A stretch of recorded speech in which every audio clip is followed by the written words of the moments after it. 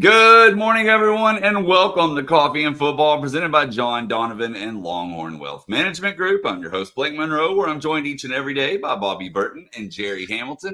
Be sure to tell us where you're checking in from, what you're drinking, get your questions in. Blake, you're not going to comment on the Gooders off the product placement. I was going to just kind of look at they're no longer on my face. Well, technically, they're still number one until the AP poll comes out, I guess. Congrats to Matt Patricia on his Handyman 5.0 in the mail, because that's well, it's also kind of weird not doing the countdown because we've been doing it for 100 days. So this is the first time I haven't had to do that in a while. But anyway, guys, Texas, of course, loses 14-7 to Ohio State over the weekend. Curious to get y'all's final thoughts on the game.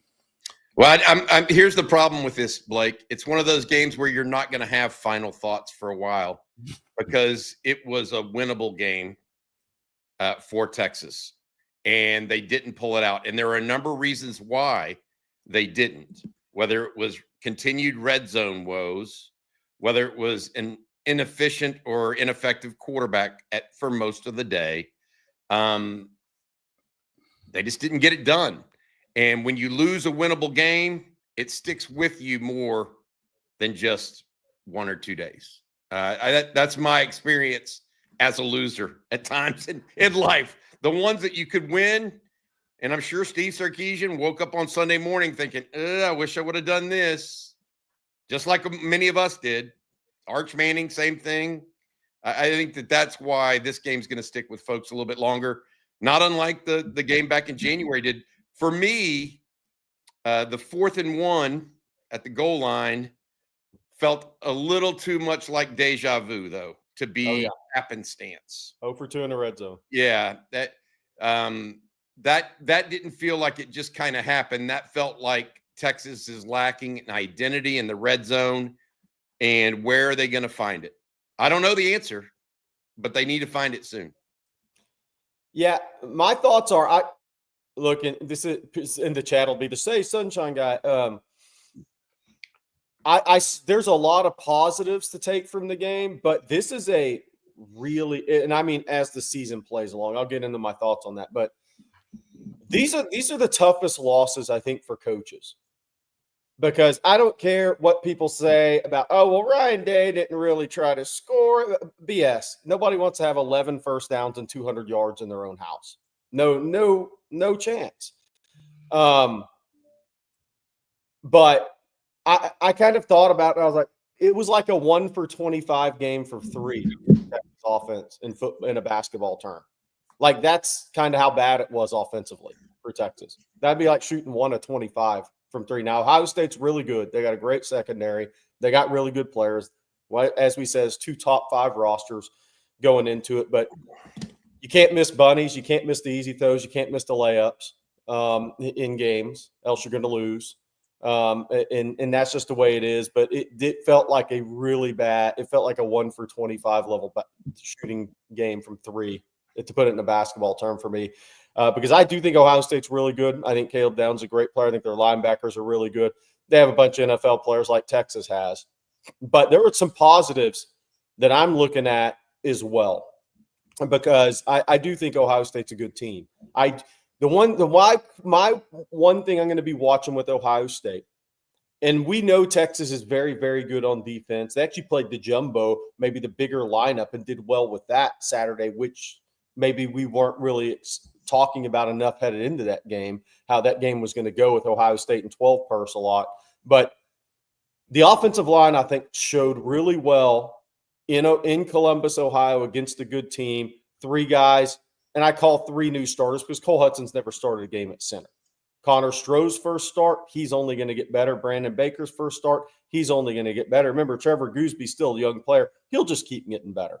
DJ Campbell, the most experienced guy on the board.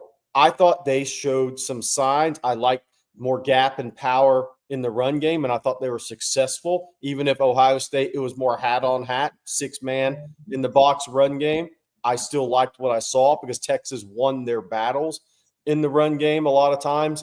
And I think that can help this Texas offense and help Arch as this season kind of puts itself together and plays out. Because what's going to happen for Texas is how many teams outside of Ohio State can play Texas that way defensively? Who can? Who can play a light box and get away with it? Maybe Oklahoma, maybe Georgia, Florida, maybe Florida, but they don't have great depth. So there's a lot of things I really liked about what I saw. I think the defense is really, really good. Even the Carnell Tate catch, yes, Jalen Gilbo was beat initially, but he came back and made a play on the ball. The Texas pass rush didn't get a chance to show up in that game for a couple of reasons. A lot of 12 personnel from Ohio State, and there was only 3 third and longs in that game. And so Texas played with more jumbo package. But there's a lot of takeaways for me that I really like about this Texas team because I think it was 2 good teams that played. Now, with that being said, if Texas goes to play, because the next 3 games the stats are going to look great. It's going to be a bunch of yards. It's going to be a bunch of touchdowns. It's going to be 13 to 14 in the red zone. It's going to be a bunch of high fives, cheerleaders doing backflips in the end zone 50 times a game, right? We know that's coming. But it's at Florida is the next test. And if you get to the red zone 3 times at Florida and you get 1 touchdown, you're probably going to lose if DJ Lagway's healthy after playing Miami and LSU on the road. If Florida's a healthy offense, red zone and Arch has to play better. And that's really going to tell you, I think, where the season goes, because I do think the defense is really good. And I do like where I saw from the offensive line. I think special teams are much improved. And I think these young players on the Texas team, whether it's new offensive line starters, even Cole Hudson at center, are going to keep getting better and better. I think Cedric Baxter is going to keep getting better as he gets more comfortable. I think we're going to start to see some of the younger guys mix in more these next 3 games, and they're going to build that depth. I think Texas has a real shot here, but it's going to come down to, I think, number 1, red zone, because Arch will play better. So number 1's red zone, and 2, how much does Arch improve throughout the season? It needs to be a week-to-week incremental thing for me. Yeah, it needs to be consistent with Arch. I think that's the growth frame. Now, you're going to have setbacks at times. We talked about this in the preseason. He's going to go out there and throw 2 or 3 interceptions in a game, and people are going to have to deal with it. But as it relates to bright spots, there were plenty on the field on Saturday. Jerry, you mentioned a lot of offensive aspects with the run game, whether it's Cedric Baxter, that offensive line, or even Trey Wisner. I thought he played well. But you'd be remiss not to mention the Texas defense and how they defended the run and just played. It looked like, I don't want to say they didn't miss a beat with Andrew Makuba and Jahdae Barron, because I will say one thing. Those guys made a lot of big plays. I'm not sure the Texas defense made a lot of big plays. Like, do you recall, other than Grayson Littleton, 2 consecutive deflected passes, do you remember a big play on defense? There's only 1 tackle behind the line of scrimmage that came early on with Leonga Lafau. So I think the defense is in good shape, but we lacked big plays. Maybe that's because Ohio State didn't have 3rd and long very often, and so you couldn't really let Colin Simmons pin his ears back and those guys get after it. But I thought there were bright spots. You mentioned the OL. I thought Parker Livingstone had a nice first game as a starter. That was a nice touchdown catch. And I did want to say this. Special teams are better in one specific way and maybe not as good in another. I don't think punt return is going to be as good this year. Maybe Jeff Banks was telling us something at the very outset, saying, hey, we're going to go after more punts this year, because I don't know that they have a punt returner. Like Ryan Nibbett does not look like a natural punt returner back there.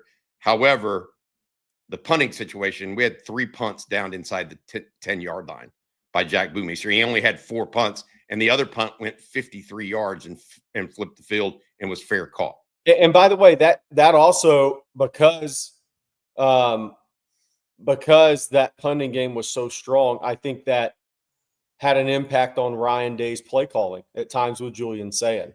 Oh, absolutely. He's backed up in his own end zone. That's where a great punter can really help maximize a defense. He wasn't going to – he threw out of the end zone 1 time and then didn't do it anymore after LaFau got the hands of the face and the hold simultaneously. Ryan Day said, not doing that anymore. That's, to your point, that's what a good punter can do for you. Hey, before we get going, we got Marcus Myers coming in this morning. He's going to talk. He was up in up in Columbus with me this weekend. He's going to and at the game, so he's going to talk a little bit about it with us as well, the former Longhorn player. But first, I want to say thank you to our sponsor on Monday morning, President John Donovan of Longhorn Wealth Management. John's a proud Texas Ex's Life member whose wife and 6 siblings are also UT grads. It's his family passion that led John to brand his firm, Longhorn Wealth Management, and dedicated providing investment, retirement, insurance, and estate planning services and solutions to Longhorn families and friends across the nation for more than 30 years. John wants to offer all OTF fans the opportunity to take advantage of a free 90-minute private consultation to learn how working with a certified financial planner can help you maximize your wealth, minimize your taxes, and ensure your legacy. Call the Longhorn Wealth Team, 972-707-4900, or go online, www.longhornwealth.net, to schedule your free 90-minute private consultation to start your great relationship with a wealth management team that will help you design, develop, defend, and distribute your financial future. Thank you from John and the Longhorn Wealth Team. Hook 'em, says John Donovan. All right, Bobby, as you said, we do have Marcus Myers joining us this morning. Marcus, how we doing? I'm all right, Blake. How you fellas doing? Good. Marcus, you were up there. It was good seeing you on Friday night. It was fun, swapping stories. What'd you think of this game? Me and Jerry kind of gave our final thoughts. What did you think? Yeah, man, I think, at the end of the day, it was a challenging environment. I'll be honest, even in the stands, it wasn't as loud as I expected. But again, I think that was product of, some stuff we discussed before around the time of the game. But great atmosphere, just an amazing way to start the college football season. And I think something that they'll be able to build on, right? I'm sure, everyone's talked about this ad nauseum, but even with all the mistakes with the penalties and unfortunate timing of those penalties, and just not maybe clicking on all cylinders in the way that we would have hoped. You saw the defense perform pretty admirably.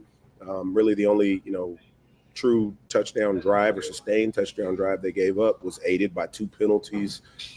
And I think, it's just a sign of, being able to build on some things to come. I know, Arch had his struggles, but, finally kind of got some things going later in the second half. And so I think over time, you'll continue to see this team grow. Everything's still out in front of them. I know that, it's that coach speak or cliche, if you will, but it's very true. If they just decide to, buckle down and handle business. So there's a bit to clean up, but I think, there's the season's still bright. And I think if anything, it's just shown that, these preseason rankings, they are what they are. I've never been a big fan of being rated super high that early when you have such a young team. And I think, they have some time to climb back in it, but they really have to hunker down and make sure that they stick together, because there's going to be a ton of noise from the outside. Marcus, you were up there as well. And you mentioned they didn't have the sound wasn't as echoey or, reverberating as maybe you would think. At a night game, it definitely would have been different. Do you think, as you look at this game, do you think it was a winnable game? Because I opened this episode this morning saying, Blake asked me for my final thoughts. And the problem I have with final thoughts on a game like this, it was a winnable game. Yeah. And so it lingers. It's not like, oh, well, we got the beaten out of us. We're just, or we beat the out of somebody else. There's nothing really more to talk about it. It's the winnable games that you lose that stick with you more. Yeah, it definitely felt winnable, right? The kind of the adage of leaving a lot of meat on the bone is what it felt like to me. When I was trying to, do some of the rewatch, I've probably only gotten through the first half of it still. But one of the things that stuck out to me in the very beginning is when Ryan Day was interviewed right before the game got started, he said something to the effect of, just trying to keep it close in the first half and then going to win it in the second. So, and then I even heard him say in the post-game presser, which is odd. I've heard more of the Ohio State post-game stuff than I have Texas so far. But he was mentioning how he wanted, he didn't want to put too much on Julian Sand. He wanted to just, kind of make sure that he didn't, make too many mistakes. He didn't ask too much of him. And in hindsight, he feels like he probably could have handled more, where I kind of felt similar when it came to Arch. The only difference being, when I was starting to rewatch it, there were some guys that were open at times. And I know Jerry, on the live stream, I kind of brought this up last night where, I was kind of watching how South Carolina was using their tight ends. Very first play, the one that he skips in the dirt going to Moore, Well, Jack Andrews is coming across the middle for like an 8-yard gain, right? So I think there's just some little things that, Arch probably needs to settle in. He might have had, some folks might say he had the yips a little bit, but it was absolutely a winnable game. And I think that's where it's a mixed bag, right? That gives you hope moving forward, but then it's like, man, fellas, like you were right there, and there was a handful of plays that could have swung this in the other direction. So I'm with you, Jerry. The more I kind of ruminate on it, the more things kind of stick out to me, and I can only imagine what the coaches and players are feeling. Hey, Marcus, what is, from a player's perspective, what is that plane ride back home like when you feel like, when you have that feeling like, you know what, that game was right there? And there's not many times, I don't have the stats in front of me. Somebody in the chat may look at how many times has a team at home had 11 first downs and 200 yards and won. That can't be that many in college football, right? But and I know the game plays out how it does, but Texas literally got on a plane, outgained a really good team in their house by 130 yards, and lost the game, and only gave up 11 first downs and 200 yards and lost the game. That just is so rare. What's that plane ride home like? Is it just quiet? Is nobody talking? Is it like, what is it like? Well, I can say I didn't have too many of them that I had to really deal with. So. I'm not acting like you had 7 on every Saturday. It's hard for me to fully put myself in their shoes. But yeah, I mean, it's a bit more somber. I think if anything, it's a bit frustrating, right? It's not a like head hanging thing. It's like you're kind of itching to get to the next week already, right? Because there's only so much you can do, after the fact. I imagine with the technology, these fellas are able to watch film pretty quickly, so they probably have stuff up on iPads, and the guys are already starting to draw stuff up, and especially with it being an earlier trip back, they have plenty of time to think on this stuff. So really, it's just a matter of, all right, what do we need to tighten up? What could I have done better? And going forward, I think I heard a lot of people saying, I bet you practice is going to be extremely brutal this week. I don't think so. It wasn't that the team wasn't physical. They didn't get beat up at the point of attack. If anything, it'll probably be a good amount of the receivers and the quarterbacks making sure they're on the same page, that kind of thing. But outside of that, I don't see anything too crazy. I think you just get back to the same plan and keep pushing forward. Hey, Marcus, if you could say one positive and one negative you took from this game, what would they be? That's a good question, man. I would say from a positive standpoint, I know we've leaned on the defense in the last couple of years, right? They never broke. I mean, they just, they kind of stuck with it. Even there at the end of the game where, it looked like it could have gotten out of hand. They really, did well, I think, at the point of attack in the front 7. It looked really strong. And I didn't see any huge communication breakdowns either in the secondary. I know that was something we're concerned about. And to be going against that type of talent on the road, that was really impressive for me. I think something that I would look at as an opportunity for improvement is just, again, I hate to, continue to focus all the attention on the quarterback there, but whether it's him, the play calling, a combination of the two, taking the stuff that's given to you, taking some of the easier stuff. I know I was kind of harping on this last night in the chat, but I really like the way that South Carolina started their game yesterday. They moved Sellers around and put people right in his face from an offensive standpoint, where it was almost just like he was a extended handoff. And I think that's kind of like, Jerry, you talk about this a lot of time with basketball players. You get a couple layups going and you start feeling a little bit better. And some of that was there for Arch, right? So he's just going to have to, settle in. I have zero concerns about his ability to be able to do that. I think there's a ton of overreaction that's going on. You saw, a defense that wasn't any collegiate film on, so they did some things that were really special with some really special talent. You're not going to see too many more Caleb Downs this year, right? And so most likely the next time you'll see some version of this is against Georgia, and you'll have plenty of time to get prepared in advance. So I think the opportunities would really just be, taking what's given to you so that then you can build on that for maybe some of the bigger plays a little bit later. And then, of course, I know I guess this will be my 1B, Bobby, but some of the red zone ones, man. Maybe it's a sneaking a tight end or a back in the flat, something to switch it up a bit. And I think the sense I was getting, it was like, okay, maybe if we can get Arch in the end zone here, that'll really help lift morale and get the guys going. But sometimes it's just a matter of seeing some points get up on the board, or use a basketball analogy, see the ball go through the hoop. My last question, and not the 4th and 1 necessarily, because Rod and I went through this during the live stream itself. When Texas had the 3rd and 3, or third goal from the 3, I was like, you got to kick the field goal there. But then they got to the 1. You have to go for it at the 1. If you can't get a yard, you're never going to be a championship team. That was proven out last year. But there were the other instance where the 4th and goal where do you come out on taking the points? Just especially in a game like that, just to get points on the board for an offense that didn't score at all in 3 quarters. Where do you come out on some of those decisions? I think on that second time around, maybe is where I would have been a bit more inclined to take the points. The first time I get it, because to your point, Jerry, they were on the 1. And again, if it not for a timely an unfortunate penalty, it actually would have worked out, right? You end up getting the safety out of the deal and have them punting the ball from their 20. So I thought that was the right way to go about it. But again, I appreciate the aggressiveness. To me, again, it shows that Sark trusts in his team. I'm not making the big bucks to make those decisions, and I don't know what the sheet says, right? To what forces you to take the points versus not. I don't think it was in a situation in the game that was insurmountable. So I'm not mad at it either way. I can understand when people say that.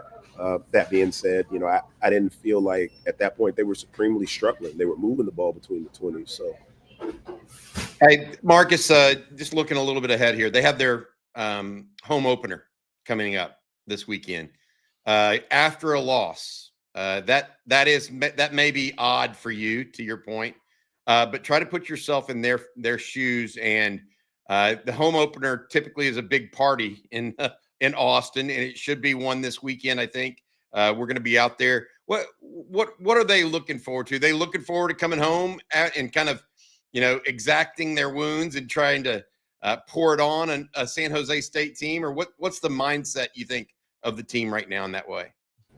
I think you always want to get that bad taste out of your mouth. Again, I think they know that the standard is the standard, right? At the University of Texas, that standard is very high.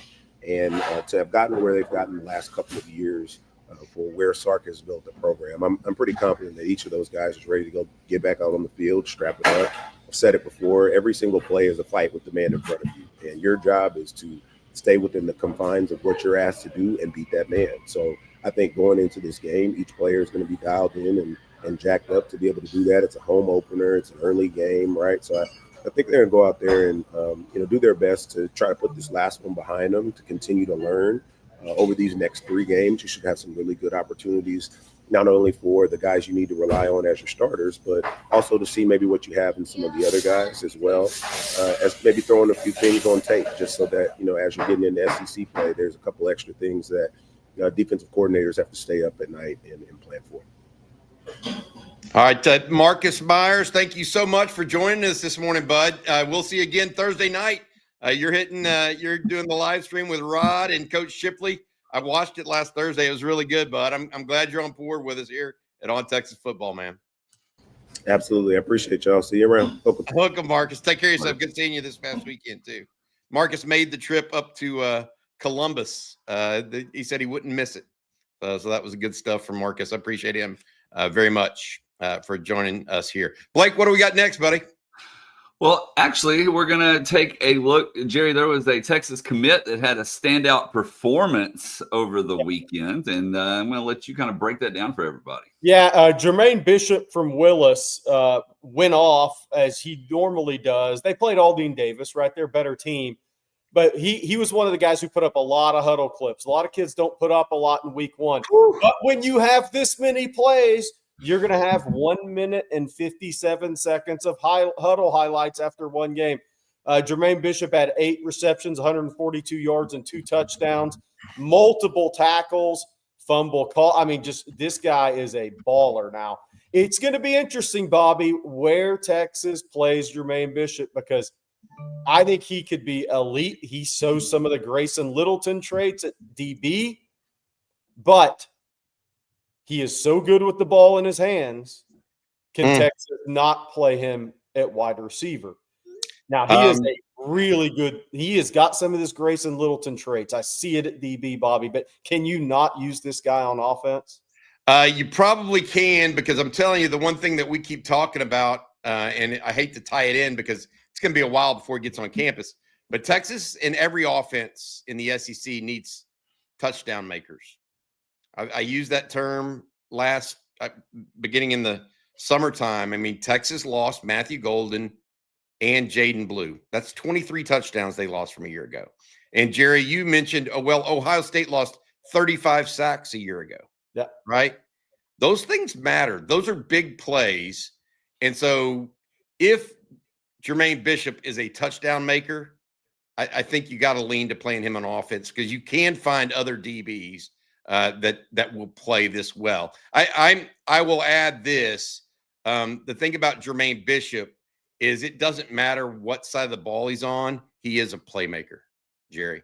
And that tells me that he's not a top 25. He's not a top 250 prospect. Wow, that's ridiculous. He's much higher than that. And that's just reality. Yeah, that's ridiculous. And some Dylan Berryman, I posted some huddle videos. Some guys are starting to put some stuff up from early in the season on OnTexasFootball.com. I'm going to do an ad read for the Oklahoma fan real quick, guys in the chat. I know they're feeling pretty good. I just want to remind y'all something. Iowa beat Illinois State 40-0 last year to start the season. So congrats on your 35-3. And UC Davis at the end of the year beat Illinois State 42-10. I think you have OL issues, but congrats on your 10-2 season. That's not an ad read. That should be an ad read. Y'all, it's all softball, no breaks until y'all offensive line starts to play better. Coming out hot this morning. All softball. All softball, no breaks, baby.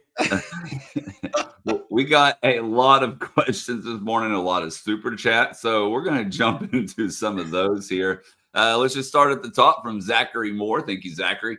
Zachary says, I was at the game, very loud and a great environment. If that was a bad game for us, we will be fine. January and Littleton are going to be studs. Thanks for all the hard work y'all do. We will be fine. Hook 'em.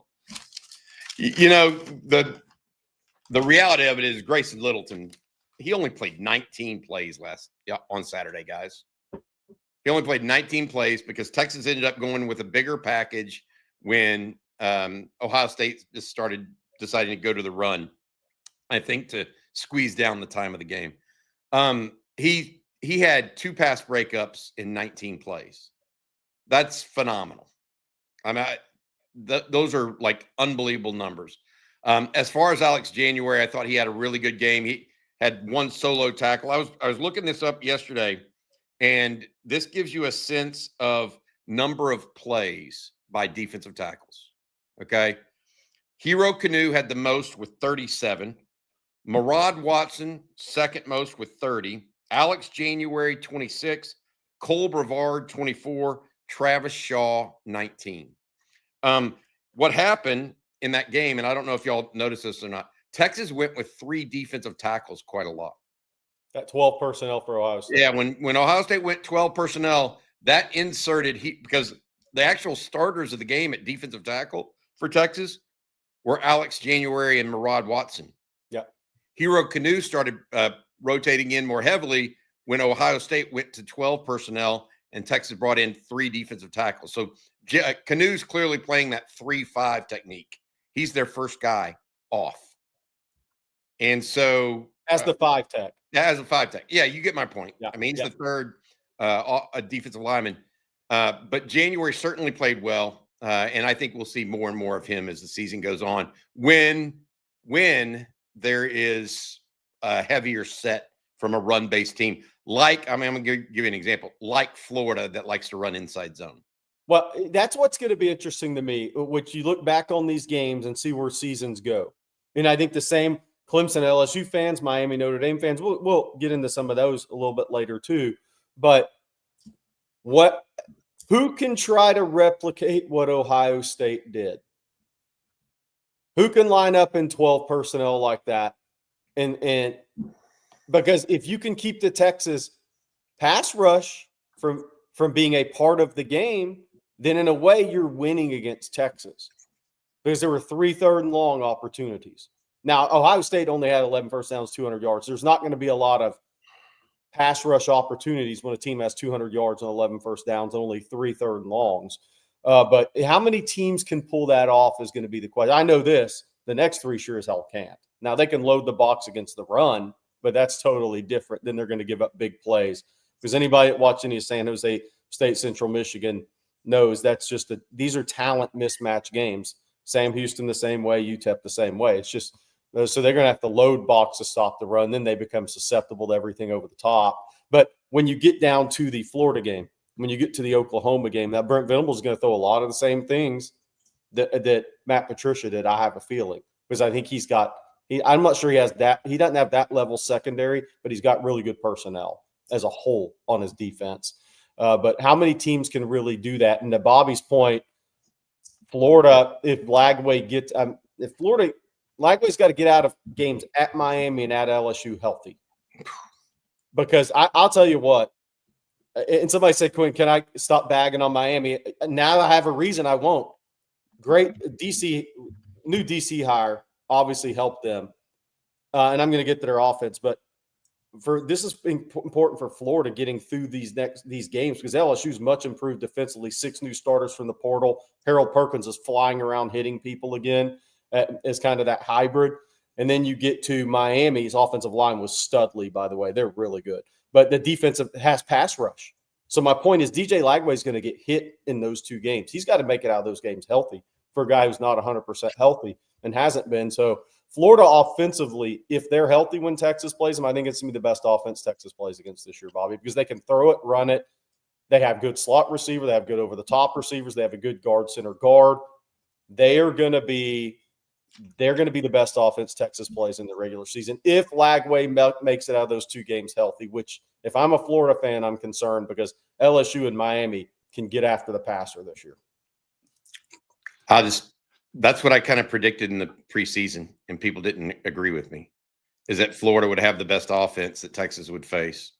We agreed on that for sure. I mean, Florida. Well, I mean, my point is that, look, Texas, I still believe, and somebody asked me on the message board this morning before we started the show, if I still believe in my preseason concept that Texas will be a better team at the end of the year, a vastly better and different team at the end of the year than at the start. The answer is yes. That nothing about Saturday changed my mind. In fact, it just reinforced it. It reinforced it because you're going to see more of Grayson Littleton now. You'll see more and more of guys. We're going to watch, by the way, we're going to watch Christian Clark this coming week. We're going to watch some guys that I think have a chance to add more to the conversation for the Longhorns. And that includes also the development of Arch Manning. Yeah. We talked about it last night. He needs to develop his game speed rhythm. He was either going too fast or too slow at different times. He actually erred ERRED on the side of caution and trying to be too fast at times. When the game slows down for him, you'll see a vastly different player that's going to end up being a great college football player, great quarterback. I really believe that because I know all these people are breaking down the Arch Manning film. You're missing the forest through the trees. He was hyped and he was over trying, if that makes sense. And he didn't let the game come to him. He didn't let the game slow down. It will happen in time. He's a good enough athlete. He processes well. It will slow down over time. And when it does, Texas is going to be a really, really hard out. And this is what I've been saying, not today necessarily, but in 10 weeks, good luck. I'm just telling you, if they can stay healthy, good luck. I got to ask Skibrek in the chat, is this better or worse than a loss to Ohio State? I'm undecided on this. A week at Disney Is that better or worse than they lost to Ohio State? I'm not sure, man. Some people love Disney so much that that is fun for them. I can tell you that I am not one of those people. I can take it for a day, and then I'm at the end of the day, I just want to ride the Pirates of the Caribbean ride and call it a night. We're getting a lot of worses in the chat. I like going to Disney. Some people do. I have no pride. Look, that's what I'm trying to say. Some people do. Some people look at it and go, I'm going to walk on concrete for the next 16 hours with my kid. Okay, well, let's take it to another level. Well, it probably doesn't happen. You're an Animal Kingdom. Would you rather get hit with a gorilla throwing poo at you or the lost Ohio State? I don't want to be anywhere near a gorilla, so oh man! I know I survived. I'll survive and have survived the lost Ohio. Brett packed 3 water bottles of bourbon. There is your answer. Those will help get you through. It's not the lines aren't as long. You see, Ski Brett's a smart guy. He's going in first week of September. School started, not as long of lines at Disney. If you go in Christmas time or the summer, pack your patience, and no human has that much patience. And the fast pass aren't fast. No. Fast from your pocket. Yeah. All right, Bobby, I need you to tell everyone this morning about Tecovas. I could do it, man. Anywhere worth going is worth going in good boots. Born in Texas in 2015, Tecovas are handcrafted with every stitch on point. Tecovas boots are made for a good time and a long time. I love the fact that they're already broken in for comfort right out of the box. And Tecovas makes it easy for anyone to find their favorite boot with all kinds of sizes and styles. Tecovas are simply the best boot around. I feel like they can either be daily boots or you can feel dressed up in them. I love wearing them out for dates with Jenny. Right now, get 10% off at tecovas.com/Texas football when you sign up for email and text alerts. That's 10% off at TECOVAS.com/Texas football. With Tecovas Best in the West guarantee, you get free returns and exchanges for 30 days. Tecovas.com/Texas football. See site for details. Tecovas, point your toes west.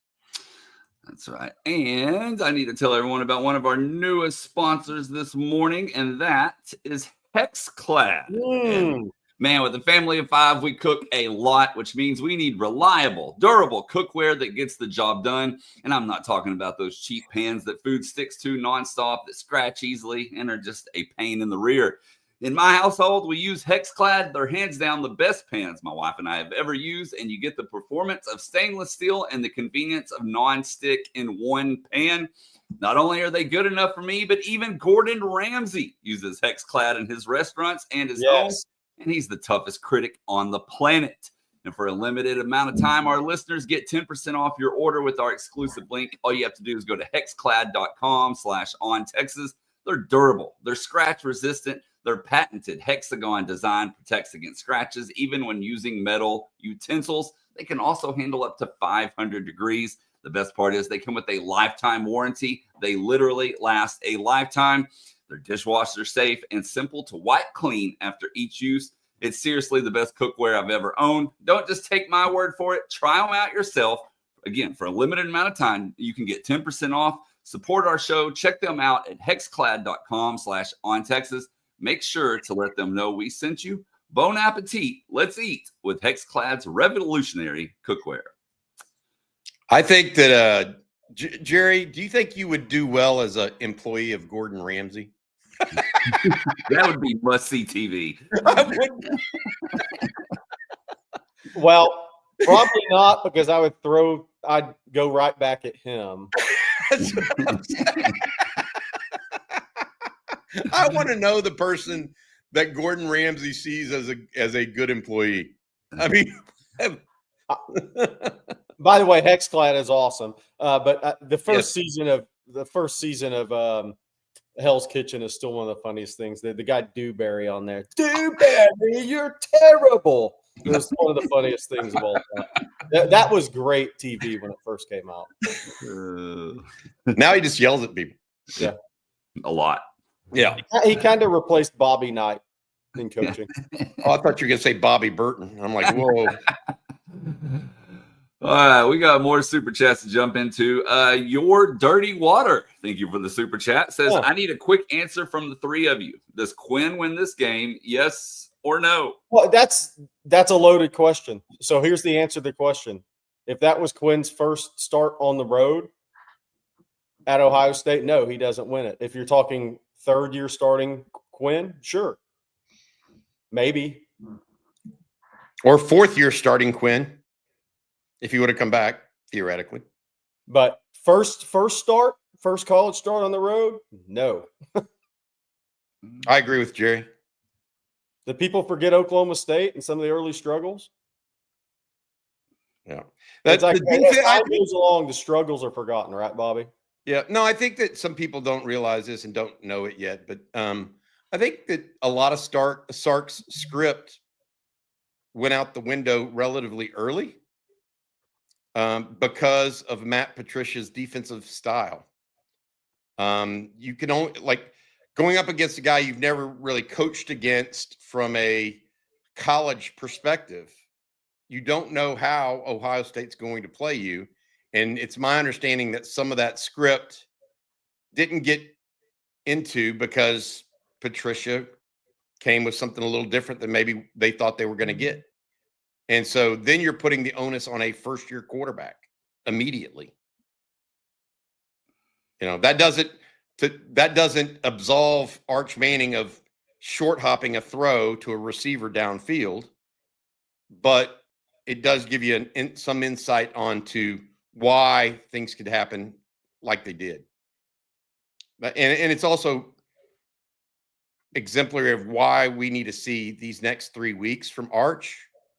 Getting his rhythm, making throws, and going forward. He should be able to do that, and we should see improvement each of the next 3 weeks, starting this Saturday against San Jose State. Red Dragon, anybody there have to win? We're talking about the game. What do you think? People want a loss? Give me a break, dude. Don't be adult. Jeff Carey here. Says Blake's unmuted streak is bad luck. Hey, Blake, please. Bad luck, Blake. If Texas loses this weekend, which there's no way they should, then I will mute myself. But we're going to keep the streak going. Jade Tizzle, thank you for the super chat. Says cheers to Corso going 6-0 and FSU talking the talk and walking the walk. But does a 3-loss Texas team get in with the third loss being the SEC title game? They're not going to. How the season plays out, Bobby. They're not going to. I would agree with that, but they're probably not going to ding you for playing in a title game. I wouldn't think, and losing. Now, how you lose could have an impact, but they certainly shouldn't ding you overall. If you would have been in before you played the title game, but you're out after, when you're the one playing the extra game, that seems a little out of sorts. Look, the SEC did not do great this weekend. They did good, but not great. Had some good wins. LSU over Clemson was nice. I think that South Carolina over Virginia Tech was good. But what was the other one that happened? Well, Alabama had the bad loss. Alabama and Texas both had losses that I don't know. In retrospect, I don't know if Alabama played a team that they could beat again. I think Texas could beat Ohio State if they played again. I don't know that I don't know what is going on in Auburn had a good win on the road. Auburn had a good win on the road against Baylor. So there were but what I was going to say is if Clemson would have beat LSU, the ACC would have come out smelling like roses. Yeah. Because Miami also beat Notre Dame. So that's another big win for the ACC. But with Clemson losing to LSU, that kind of negates it all. Yeah, so it'll be interesting. Nobody really knows how it's going to play out to what if the 9-3 could get in. But look, this is a good time to talk about it. Miami, and I say this because I think Notre Dame is really good, and I think CJ Carr is going to be really good. Like, I think that guy's going to be really good. Again, that was his first snaps ever, and it was in that environment on the road, and he showed really well. He made plays. Yeah, he had a couple turnovers, but he made plays to keep his team in it. He was tough as nails. He evaded rush against some really good rushers. Ruben Bain's a first rounder, and they got a couple other guys. That linebacker transfers a stud from Rutgers and all their new DBs. But Miami offensive line and defensive improvements with their schedule in the ACC, if they can keep Bet clean, again, things can turn if he starts having to make plays outside the pocket. I think that's where he gets into issues. But that offensive line in the ACC should be able to keep him relatively clean, I think. But nobody's going – I don't think teams are going undefeated necessarily. I'm not saying that.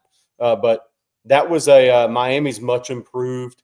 That's the thing I saw, Bobby. The D coordinator changes were pretty impactful this weekend. Now, Tom Allen's a really good DC. Clemson is improved on defense. They were a disaster last year. They're improved on defense. So they'll be competitive on defense. They won't be a sieve at times, I don't think. Blake Baker has the players at LSU. 6 new starters, I believe it was, out of the portal. Mansour Delane's a stud at DB. The 2 edges are good players. They're upgrades for them. Harold Perkins is back to playing a hybrid. That's almost like getting a guy to the portal because he had an ACL. So with Weeks, they're pretty strong. But the DC, Patricia, some of those DC hires were pretty impactful, or guys that got a lot of guys out of the portal were pretty impactful on defense in week 1. It's going to be interesting to see. I don't know if a 9-3 Texas or a 9-3 anybody gets in yet. It's just going to see how the season plays out. I mean, really, because, I think Notre Dame is going to be there at the end. I think Freeman's really good. I think that was about the best environment Miami could throw out in a game last night, and they played well, especially up front. It's going to be interesting to see. We're going to know about Texas A&M in 2 weeks, by the way, when they go to Notre Dame, because they didn't stop the run against UTSA, and Jeremiah Love's ready to hurdle them all in 2 weeks. That dude is a freak. All right. Our next super chat this morning comes from Mr. Young. Thank you, Mr. Young. Appreciate that. And he says, what's your thoughts on Sark getting a true offensive coordinator and focus on coaching? It's worked with other coaches. Well, I think that you're not going to get a true offensive coordinator when your head coach has been so successful as Steve Sarkisian. You guys, there's a little bit of overreaction here. I want to say that. Texas has been to 2 consecutive Final Fours in college football. The offense is not the problem is not the offensive play caller. It's getting over the hump. Now, could he or does he need, in my opinion, some help in the red zone? Could there be somebody there like a Neil Brown that he leans on a little bit more? Yes, maybe. Okay, but he's not going to give over total play calling to someone else, nor should he, in my opinion. He's been too successful with what's brought him here. I mean, that's just not – I don't agree with that at all. At all. So, I mean, helping the red zone, sure. Yeah. Helping certain short yardage, I get it. He didn't need any help between the 20s on Saturday. I mean, they moved the ball. In the second half, Texas did not punt. And they failed on 3 4th downs, but all 3 of those first 4th downs were in Ohio State territory. So there's everybody wants black or white. It's got to be, we got a new coordinator or he needs to stick. There can be shades of gray in there. Getting someone to help more in red zone might be something valuable. I'm an outside the box guy in the red zone. King Kuta, we talked about this in June.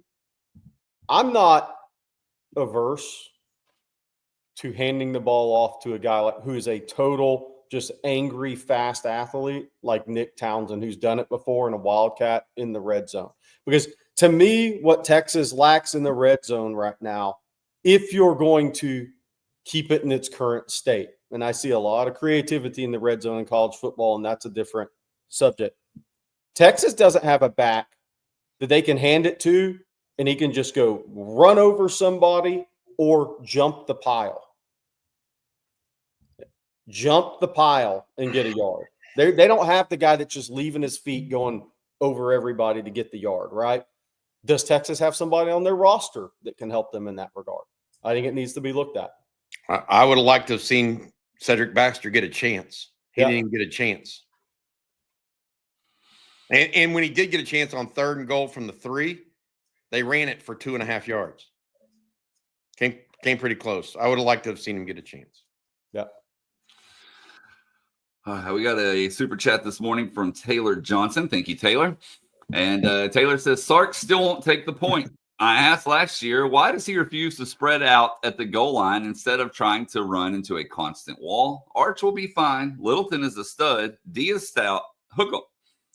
You know, he mentioned in the post-game press conference, Taylor, you're onto something a little bit like that.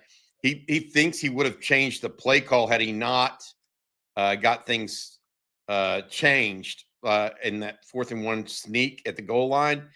He said that he wanted to go ahead and play with Ohio State in their smaller personnel group and not allow them a chance to substitute. When he did that, or by doing that, he actually rushed the Texas offense, I think, and didn't let them get set. And so, in my opinion, I think he would have taken a little bit different tact in that regard. I do agree with you. Arch will be fine. He needs to get his rhythm. Littleton is a stud. There's no two ways about that. And the defense is stout. I want to say this.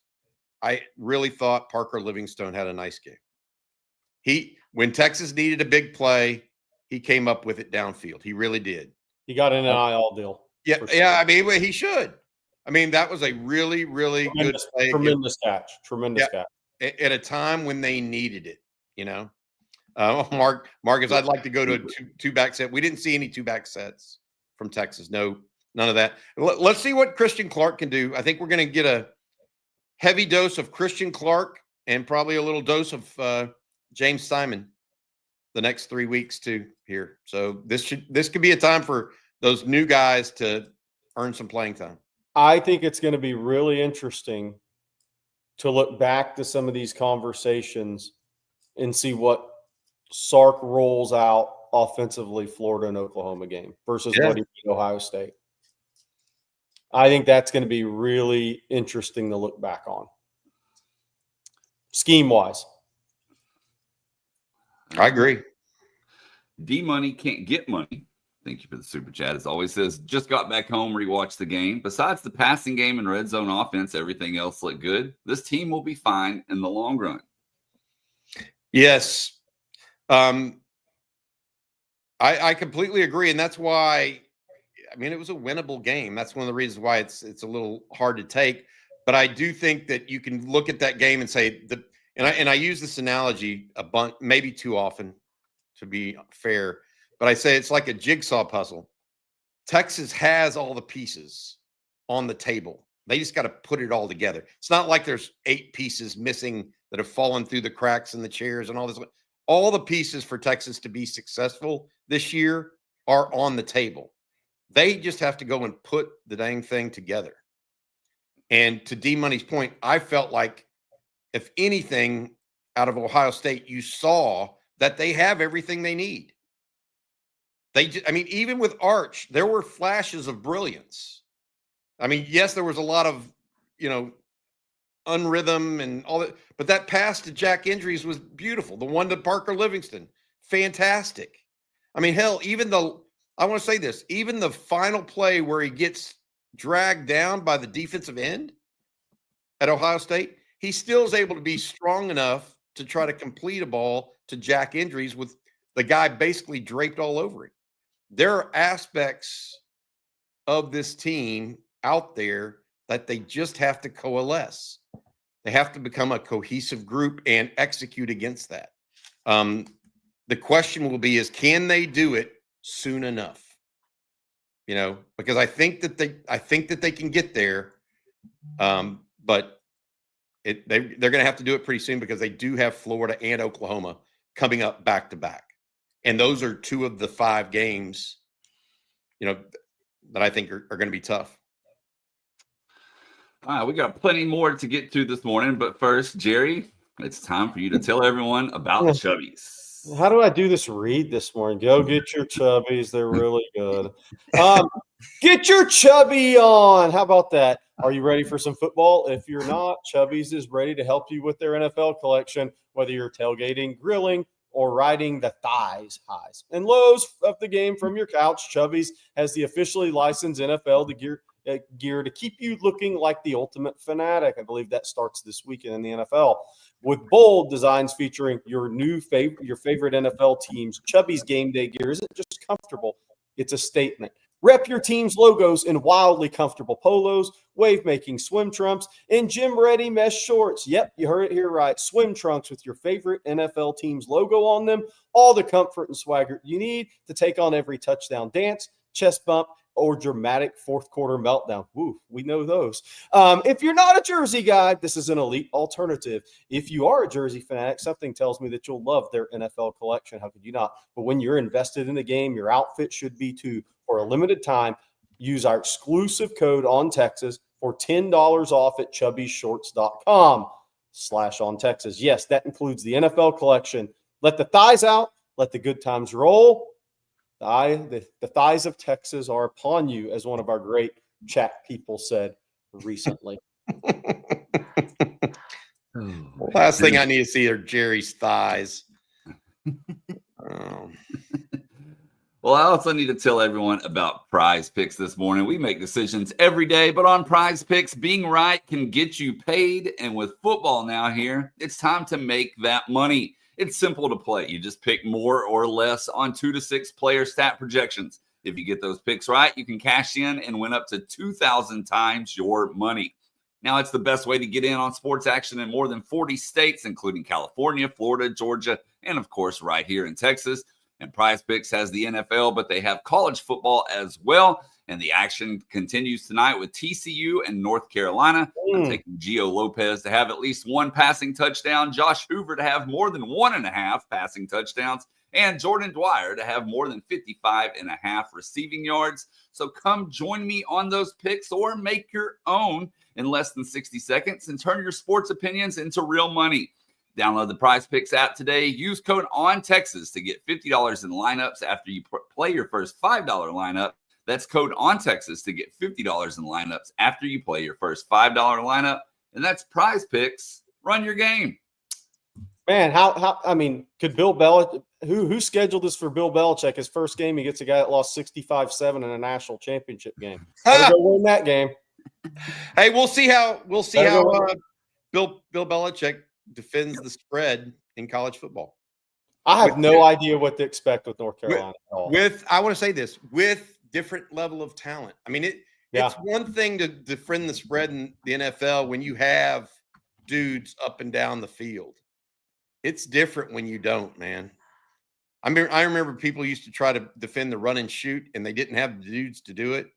And the score looked like a pinball machine sometimes. Just racking up points after points. It'll be interesting. Also, Josh Hoover is a, 3rd-year returning starter. Is that accurate? Is there like a betting line for if Jordan Hudson's on the sidelines or in the stands? Oh, the girlfriend. Yeah, surprised She's me. got to be in the box, man. She's got to be in the box. If she's on the field, there's serious issues. If she's on the field. We'll find out tonight. Yes. Tune in. I don't care if she's down on the 10-yard line by herself. If she's on the field, there's serious issues. All right. Joe here. Thank you, Joe, for your super chat. Says, after watching Brooks Austin's breakdown, it seems Matt Patricia had that defense very well prepared for what Sark wanted to do and what Sark wanted to run. I agree. That's what I said earlier. I think that Texas went away or was forced to go away from a lot of what it wanted to do in the pregame based on Ohio State playing a lot of 2 deep safety. I mean, they played 2 deep, and that's hard. I mean, especially when Texas is playing 12 personnel. I mean, Texas played a lot of 12 personnel on Saturday. You saw Jack Indries and Spencer Shannon on the field together probably 40 to 45% of the time. And if you're playing against a 2 deep zone, I mean, you're not going to get big, deep shots. So they played man underneath and zone over the top. And I feel like that in some ways, Sark probably should have been ready for that. And he probably thought they could do that.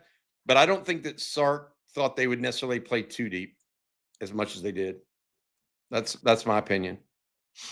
And one other super chat regarding Patricia. From Ezekiel. Thank you, sir. He said the Patricia used the same fronts Georgia did last year. Sark will not win a championship until he adds wrinkles into his offense. Ohio State keyed on tendencies right every time. Please watch the Film Guy breakdown.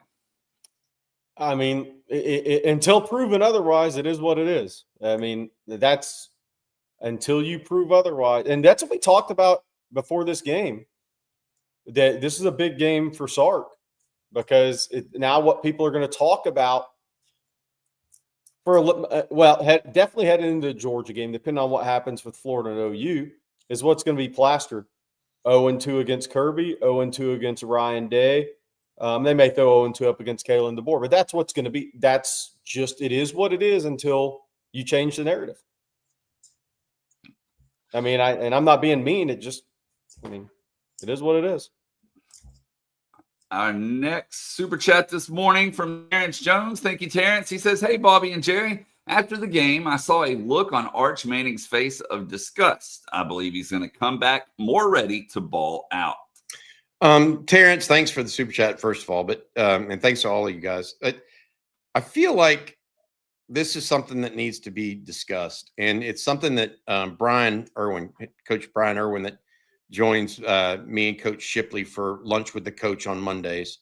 We're going to talk about it a little bit because Brian kind of singled this out and wants to talk about it. He felt like Arch didn't lead the way he normally leads, is what he said to me. It's like usually he's very, he's a different type of leader than Quinn. Quinn was always kind of reserved. Arch has always been a little bit more fiery. He's like, where was that fiery Arch?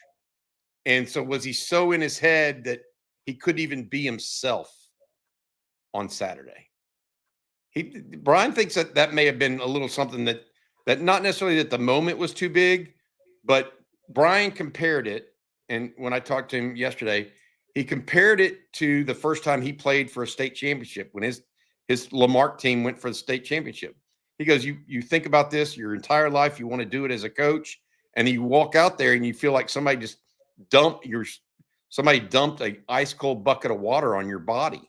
And it's an out of body experience. He's kind of wondering if something like that didn't happen a little bit to Arch on Saturday because he didn't lead the same way he's been leading, Terrence. And that's where I think there's some truth in what you're saying. I think that it wasn't just disgust.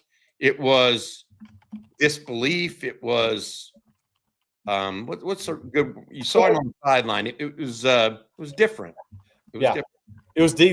It was even different than his body language was in warmups when they kept showing him during game day. That's what I'm saying. Excited, but the thing about that too was that'll be interesting to look back on. It's not like he played under duress the whole game either. No, that's why I was talking about getting his game rhythm going is so important. It's one thing if you're Cade Klubnik running for your life all night Saturday against LSU, right, and getting out of a rhythm. If you're just every other snap, people are in your face hitting you and taking you to the ground. That's when you can get somebody out of rhythm. Ohio State didn't take him out of rhythm with hits and pressures. I think they got maybe him and Sark out of rhythm with coverage. Because I do think Sark exited the script pretty early. Then we have a super chat from Lock and Horns. Thank you for your super chat. It says, does this game change team leadership dynamics? Was being the team leader too much to ask of Arch as he tries to settle into being the starter? No, I don't think it's too much to ask. I think he's just got to grow into it, and I want to say this for everybody. There is no one more disappointed than Arch Manning's performance than Arch Manning. This is not a guy that's like, oh, well, you could see that in his face a little bit. Terrence just mentioned the word disgust, I think is the word he used. We're going to be fine at leader at this university as long as Arch Manning, guys like Cedric Baxter, Cole Hudson, Trevor. I mean, those guys are good. They're going to be good leaders. Yeah. I'm not worried about that part at all. Yeah, me either. And so I don't think it changes the dynamic that much or will. I think that he's going to grow into it naturally. And they already look at him that way. That's the important part. The team already sees Arch as a leader. Okay, then we got one from Juan Garza here. Thank you, Juan. Appreciate you as always. He says, do you think that Alan Clark helped the Texas defense play close against Ohio State? No, I think all that stuff helps, right? I mean, but I think Jack Boomeister helped Texas as much as Alan Clark did. And I'm not trying to be negative on a coach, but you pin teams inside the 10, you're doing your job, right? He's helping Texas maximize defensively what they can do, and then changing the way Ryan Day and Brian Hartline maybe wanted to call early down situations for their first time starting quarterback. When you keep continuously pin a team deep inside their own 10-yard line, if you have a really good punter.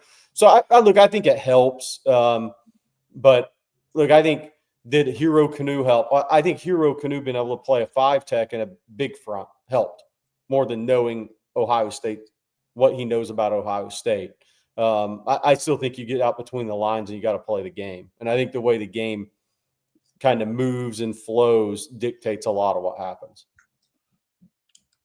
But Alan Clark's not Connor Stallions, RJ. That's true. Connor Stallions helped Michigan. Oh, all right. Cole Dickerson here. Thank you for your super chat. How did Colin Simmons do in his first game as a full-time defensive end? Looked good. One really costly mistake with that hands to the face, but he did not get many opportunities to rush the passer. No. He just did. And you got to admit, they ran at him. And we said they were going to. Yeah, and it didn't seem to be a negative. Yeah. In my opinion. So, I mean, I haven't graded just Colin Simmons, Cole, to be fair to Colin and to anybody that has. So I don't want to overstate this, but I did not in run support. I did not see him as a huge weakness, which would have been the concern because you know how good he is as a pass rusher. So I think he did just fine. I would have, of course, liked to see him got more opportunities and not have the big penalty. Yeah, I think what'll be interesting, we kind of talked about this head into the season, and we'll see how it all plays out over the course of the season. I said I would run at him because I want to see, are you a 3-down player? We know you're a great pass rusher, one. And I'm not saying he didn't step up to the challenge at all. I'm saying that's what I would have done against him headed into the game. And two, how do you slow down a guy's uber twitch? Make him tired playing the run. But also then Ohio State did a really good job. They had 11 first downs, 200 yards, but they did a really good job keeping Sayin and Texas out of a lot of third and long opportunities to rush the passer. That's really what maybe Ohio State did best offensively in that game, was they negated Texas pass rush and down and distance. Because there were only 3 third and longs, I believe, the whole game. All right, our next super chat from Ma88. Thank you for your super chat. It says, Bobby, I hope you enjoyed your trip to Columbus.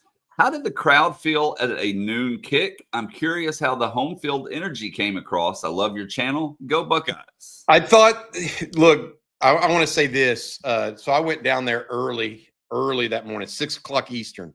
I was on campus for game day, and a couple of days prior to that, I was on campus. I felt like, for me, and having gone to many Texas games, it's very similar in how they tailgate and all the various places they come in from. And I thought the crowd was much more, I don't want to say tame, but less lubricated early in the morning than 20 years ago. And that I thought that the whole experience for me as somebody that went up to Columbus and stayed up a couple days was very welcoming. I don't think people felt that way 20 years ago. I do think they felt that way this time. I thought it was a good crowd, a good environment, all that stuff. I will tell you this, and I say this from a Texas fan as well. There is a difference between an 11 o'clock crowd at Texas and a 7 o'clock crowd, or 12 and 8 for you guys in the Eastern zone. And I will tell you that goes for everywhere in college football. A night game, unless it is a true rivalry game where, Michigan, Ohio State, Texas, OU, unless it's a true rivalry game, there's always just a fundamental difference because the liquor starts flowing and people get a little easier with their feelings and a little more boisterous, I think, at large. But I thought it was a great experience. And I talked to many people who had heard concerns about Ohio State and how their fans, somebody asked me to compare it to LSU because I've been to a couple games at LSU in my life. And I felt like Ohio State was a little freer with the expletives, as in F Texas, when they would say it out. Whereas LSU's a lot smellier place, man. So if that gives you any indication, that's it. Yeah, good crowd. Marcus said not rabid or supremely impactful, not disrespecting it at all. Early starts always make a difference, man. They always do. It's almost like a subdued audience, right? At least for the first quarter until everybody gets into it. Okay, let's see here. Can you address one thing real quick? Yeah, go ahead. Will the team be practicing today? Yes, practicing currently. Steve Sarkisian meets with the media 11:30 this morning. CJ and Jeff will be there live for that. We'll have, obviously, our YouTube live here after that press conference and some player availability. Back on the field today, absolutely. Game week. Good question, Thunder Pup. Britt Rathko, thank you for the super chat, says the loss will ensure we stay focused all year long. And then also I want to add this one from Sugarcane Daddy, the look in his eyes, big bounce back, no doubt. And we talked about this headed into the weekend, not just it was the loser of Texas, Ohio State, Clemson, LSU, Miami, Notre Dame. You're down to 1 game margin for error. So Texas, Clemson, Notre Dame. That unless Clemson gets to an AC, unless you get to a title game, but you're down to 1 game margin for error right now. I expect those teams to be incredibly focused. Not like they weren't at the opener; they just lost. But I expect those teams to be incredibly focused. I mean, that, as much so as you possibly can be, because you're down to 1. Let's see. Bobby, I tell you what, why don't you tell us about Longhorn Wealth Management Group one last time? Yeah, absolutely happy to do it. Thank you to our sponsor, John Donovan, President, Longhorn Wealth Management. As a proud UT alum, John has served for 15 years as a Dallas, Texas Exes chapter board member and is now helping lead the build-out of the Collin County, Texas Exes chapter. John is extremely optimistic about the Longhorns season, despite the loss to Ohio State. John is hoping that you guys will take on a offer of a free 90-minute private consultation with John and the Longhorn Wealth team to learn how working with a certified financial planner can help you maximize your wealth, minimize your taxes, and ensure your legacy. Don't procrastinate. Take advantage of the opportunity now. Again, a free 90-minute private consultation. Call John, the Longhorn Wealth team, 972-707-4900, or go online, www.longhornwealth.net to schedule your meeting today. Hook 'em from John and the guys at Longhorn Wealth Management. I want to hit on something real quick. Yeah. Bobby Petronic, I think this is there's some truth in this. I think colleges are pricing out many fans to the point you get a certain crowd. Oh, at Ohio State? Well, no, he just means in general in college football. I mean, the prices, I don't know, they were astronomical. Yeah. For the Ohio State game. Now that not every Ohio State game or every Texas game is going to be that price point though. San Jose State is not going to be the same price point. Right. Whenever Ohio State plays, I don't know who they play next, Ohio, it's not going to be the same price point. So yeah, there's an ebb and flow there, Bobby. We haven't hit on the Aggies today. So they've actually, the Fighting Jeff Trailers looked good for a while against the Aggie. I'm very interested to see A&M's run defense in South Bend against Notre Dame in 2 weeks, because I know UTSA has a good running back, but A&M's run defense left something to be desired, and I'm sure their coaching staff's not happy about that. And at UTSA, A&M did not start really doing what they want on offense until UTSA's top 2 D linemen went out of that game in the third quarter injured. Speaking of other teams, Jeff Carey wants to know, and Jeff, thank you for the super chat, how many ACC teams make the playoff? Woo! That's going to be interesting because, look, everybody's jumping on the Noles right now, but I'm not. Okay, Miami, I do think they have an offensive line that can get you to the playoffs and an improved defense and pass rush. I think they looked really good. You have SMU out there. Clemson, you have them out there because I still think Clemson's good. Now, I think Virginia Tech's got some dudes on defense. They're gonna nip somebody, but Clemson's got a great regular season schedule, man. I mean, now they're at Georgia Tech in 2 weeks. That'll be a physical, low snap game for them. They're at North Carolina. Who knows? They got SMU at home. They got FSU at home. Then they go to South Carolina and then the year. Not the easiest schedule with one loss now. That's why these openers are so big for these teams, because your schedule looks a lot tougher after you have a loss. Miami, schedule-wise for them, I mean, they got Florida at home. They're at FSU. So they got those games back-to-back. They're at SMU, and they're at Virginia Tech, and they're at Pitt. I don't think any of these teams are going undefeated, more than likely. So I think the ACC is going to get 2 in, is my guess. Because I do think Miami's offensive line's legit, Bobby, after watching them. 2+1 if you count Notre Dame as an ACC team these days. Yep. I mean, basically Notre Dame is a de facto ACC team, in my opinion. Yep. They're playing a heavy ACC schedule. But the the Miami win over Notre Dame puts Miami in real play there. Now they got to go beat Florida. Yeah. Yeah. Brendan Bowersox, I agree with this, by the way. SC's offensive line was not good yesterday, but I do think Virginia Tech has like 4 NFL guys in their front 7. All right. We've kind of discussed the super chat in depth a little bit, but Taylor, in case you're just joining us, thank you for your super chat. It says, read the film guy said that Georgia and Ohio State have Sark's offense figured out. Okay. Sorry, Texas went for 366 yards on Saturday. If that's figured out inside the red zone, maybe they haven't figured out. I mean, let's be all right. And that was a very mid performance from the Texas quarterback. I hear you. Texas moved the ball against Georgia also in the SEC championship game. They did not the first time Texas played. I agree with that. And look, I know Brooks and I respect him. They figured parts of it out. They clearly haven't figured all of it out. I'll put it that way. And a lot of people figure other people out. So I hear you. I'm not this black and white thinker when it comes to figuring things out. It's much more nuanced than that. It's player driven at times. Is your receiver better than their cornerback? Is your quarterback better than their secondary? There's a lot of elements to that. I don't know that they've figured it out. I mean, Texas should have beat Georgia in the SEC championship game, correct?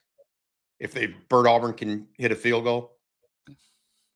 Texas scores 4th and 1 on last Saturday. What's that game really end up looking like? Texas pretty clearly played a better second half than Ohio State on offense. So if that game would have went into overtime, if the game on Saturday would have went into overtime, who are you picking? Yeah. I agree. I think the big thing is until you become better in the red zone in these games, that's always going to be the conversation, because that's going to, I think, determine the wins and losses by and large. Is you got in, then it gets down to when do you kick a field goal, when do you go for it. But at the end of the day, Texas is not scoring enough points to win the game. And red zone is always my number one until it's not. That's where I'm at. But I think Texas is moving the ball enough on teams, except the first Georgia game. That was ugly, especially the first half. But I think they're moving the ball well enough in talent neutralized situations. They're not scoring the ball well enough. Let's see here. Antonio Harris, thank you for your super chat. Antonio says, fast tempo. As quarterback, you can't overthink. Help arch out. With shorter throws too, Antonio. I agree. Yeah. Although they did try to go tempo the second series of the game, and they went 3 and out. So you can't go too much tempo. Not when you're playing an offense that has some. You don't want to open yourself up too much to Ohio State in that regard. Different team, playing a different team with less weapons on offense. You're a little bit more. Or you have success with fast tempo, then you double down. Okay, let's see here. Spank B says this team's keys are going to be run the ball, take the 3 points, play good defense, and punt the ball. That's technically 4. I mean, I hear that, but that's not going to win a national championship because people score points. You got to score touchdowns to win a national championship. The days of you're not going to get a 9-6 game in a national championship. There's too much talent, and the rules are made for offense, and the athletes are too skilled and elite. I mean, look at the national championship winning scores. Really good defenses are giving up. What Ohio State scored 31 on Notre Dame last year. There's been games in the 40s with Clemson and and Alabama, and they both had great defenses. I get it. I think that gives you a chance. I think those things can get you to the playoffs, but they can't win you the title. And then we have a super chat from Matt Hanley. Thank you, Matt. It says, good morning, gentlemen. Why don't we see a tank goal line package with 2 defensive tackles as lead blockers anymore? Also, all of college football seems to have issues in the red zone, not just Texas, in Matt's opinion. Ohio State didn't have a problem in the red zone against Texas. So not everybody seems to have them. I mean, Ohio State ran their touchdown on 4th down was the same exact play. They scored a touchdown against Texas in the Cotton Bowl. As far as the tank goal line package, I don't think there's as a defensive lineman right now as athletic as Byron Murphy on this roster. Am I wrong, Jerry, about that? Yeah, I don't think so. You need a Lamar Houston. If you remember that guy, he's really athletic, but also has size. You need a Byron Murphy. Otherwise, they're just big guys that may or may not be leading the way. That's my opinion.